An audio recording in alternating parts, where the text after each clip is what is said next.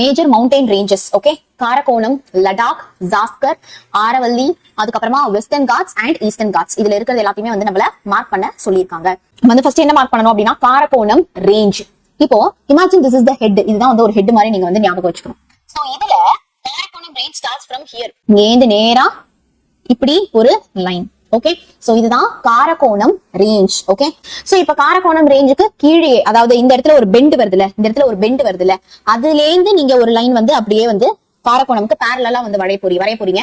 அதுதான் வந்து என்னது அப்படின்னா லடாக் ரேஞ்ச். சோ இப்போ லடாக்குக்கு அப்படியே கீழே, அதாவது இந்த இடத்துல அனதர் பெண்ட் இருக்குல்ல, அந்த அனதர் பெண்ட் அதுதான் வந்து நம்மளுடைய ஜாஸ்கர் ரேஞ்ச். ஓகே, காரகோணம் ரேஞ்ச், அதுக்கப்புறமா Ladakh range and then Zaskar range வந்து நீங்க வரைய போறீங்க. சோ ஹிமாலயாஸ் எங்க வந்து நமக்கு ஸ்டார்ட் ஆகுது அப்படின்னு பாத்தீங்கன்னா நார்த் வெஸ்ட்ல வந்து நீங்க ஸ்டார்ட் பண்ணுங்க. இங்க ஸ்டார்ட் ஆகுது ஹிமாலயாஸ். சோ இங்க ஸ்டார்ட் ஆகி அப்படியே you have to come here. அதுக்கப்புறமா இந்த இடத்துல யூ ஹேவ் டு கட். இங்க நமக்கு வந்து பங்களாதேஷ், சைனா பார்டர் எல்லாரும் வருவாங்க இல்லையா, இந்த இடத்துல அப்படியே கட் பண்ணி இதையும் கட் பண்ணி இந்த கார்னருக்கு நீங்க அப்படியே வந்து போயிடணும். சோ இதுதான் வந்து என்னது, இதுதான் ஹிமாலயாஸ். சோ ஹிமாலயாஸ்க்கு கீழே தான் நம்ம ஷிவாலிக் ரேஞ்ச் வந்து நம்ம மார்க் பண்ண போறோம். ஹிமாலயா சிவா அப்படிங்கிற மாதிரி ஞாபகம் வச்சுக்கோங்க.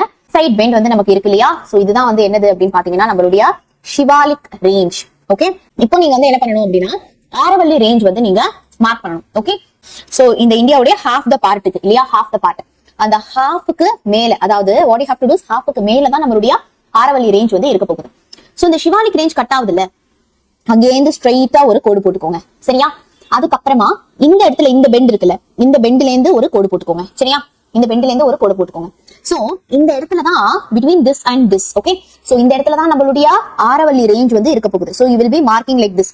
ஒரு ரைட் ஆங்கிள் ட்ரையாங்கிள் மாதிரி நீங்க வந்து இங்க என்ன பண்ணுவீங்க, யூ வில் மார்க் ஹியர். சரி, இதுதான் நம்மளுடைய Aravalli range. Okay, Aravalli range. So Western காட்ஸை மார்க் பண்ண போறீங்க. இதுதான் நம்மளுடைய வெஸ்டர்ன் காட்ஸ்.